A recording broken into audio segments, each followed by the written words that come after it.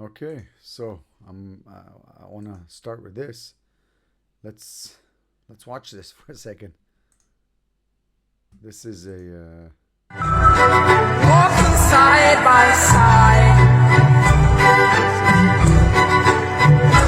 me and the devil. Walking side by side,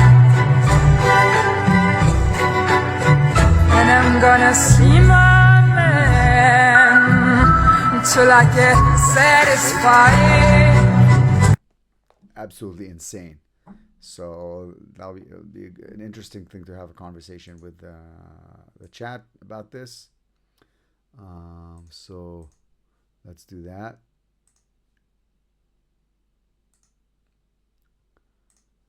And here we go. So hi ChatGPT, how are you? Hey, I'm doing great. Thanks for asking. How about you? I'm doing okay. I'll be honest with you. I just showed the audience or whoever's going to watch this for posterity a video of a lady criticizing, showing some material that the Canadian government posted about what they called medical assistance in dying, i.e., suicide, that's going to be extended to children and to teens. Do you know about that?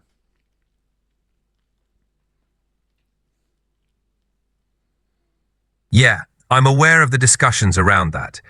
Canada's Medical Assistance in Dying program, often called MAiD, has been quite controversial, especially with the proposed expansions to include minors under certain conditions.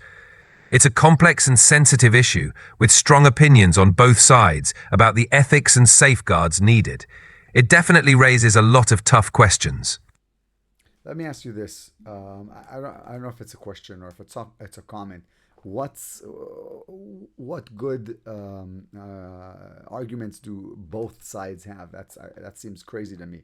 Life for me is sacred, and I understand that some people, let's say, that have really bad malignant diseases may want to end their lives, but I think mental health is such a fluid thing that this seems like a very slippery slope to me. I get where you're coming from. The supporters of expanding MAiD often argue that it's about personal autonomy and reducing unbearable suffering, even in cases of severe mental illness where you're... I'm sorry, you got cut off again. No problem. So, Canada's Medical Assistance in Dying program, known as MAiD, has been a hot topic. The idea of extending it to minors has sparked a lot of debate. Supporters argue it's about compassionate choice for those suffering, while critics worry about the ethical implications and potential vulnerabilities. It's definitely a complex and sensitive issue. No, no, you keep saying that, which makes everything interesting because we can show the viewers what they're dealing with when they're asking you questions. It doesn't seem like that complex. If somebody has a really serious malignant disease that they're losing all control over their body, one could argue that maybe assisted suicide is a good route. But for mental health for children and teens, that seems like a very slippery slope. I get what you're saying. The distinction between terminal physical illness and mental health conditions, especially for minors, is a crucial point in this debate. Many people are concerned that extending assisted dying to those struggling with mental health issues could risk overlooking treatable conditions or temporary crises. The ethical and practical challenges definitely differ depending on the circumstances. I mean, I certainly have felt many times in my life very, very bad. And I've certainly felt like I couldn't leave home. And I certainly felt like I wanted to kill myself. Of course, I did not have, as psychologists, I heard say that you need a clear plan before it rings any alarms. But I've certainly felt that. And thank God, nobody tried to help me by offering me assisted suicide. I hear you. It's a deeply personal and intense experience to go through those feelings, and it's not uncommon for people to feel that way at some point. The fact that you found a way through shows how crucial support and time can be. That's one of the main concerns about these policies, ensuring that people get the right help and don't make a permanent decision during a temporary crisis. Your experience highlights how important it is to have other paths to recovery and support. I don't think it's about having other parts. I think this should never be an offered choice for people, especially not teens, especially not minors. I don't think that that's a healthy way to conduct a society where things get rough, people get depressed, and then we offer them to off themselves. That's what I think.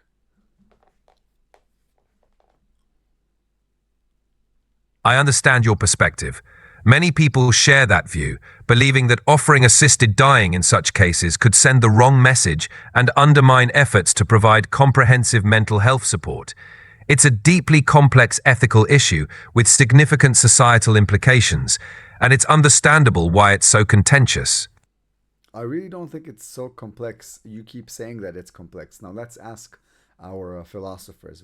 I like talking about Nietzsche and Alan Watts and Satya and Jung, if we can. What do you think they would say about something like this?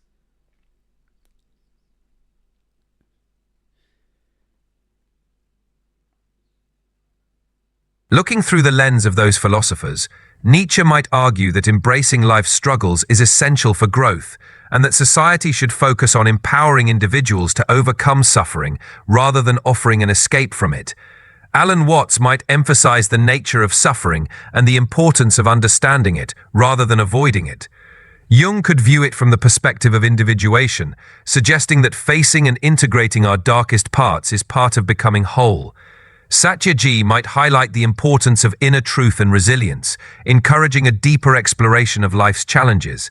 Collectively, they might agree that while compassion is crucial, society should also foster resilience and a deeper understanding of life's meaning, rather than resorting to drastic measures for alleviating suffering.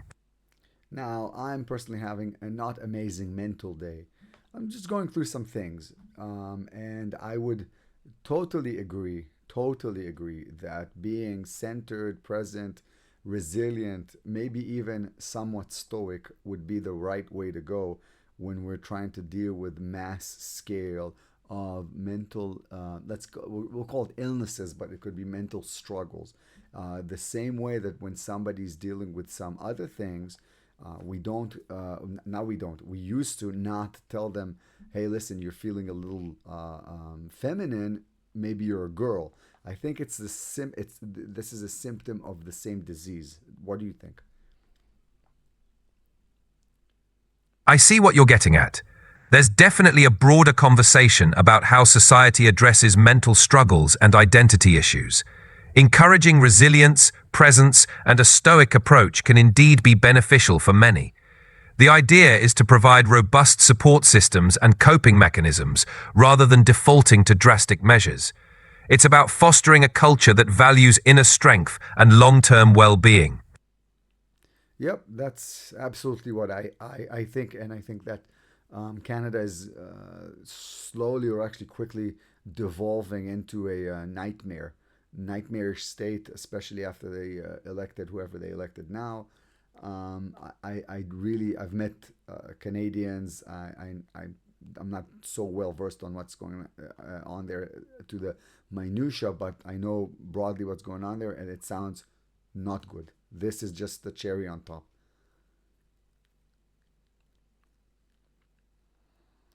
It's understandable to feel that way, especially when policies seem to be moving in a direction that raises ethical concerns.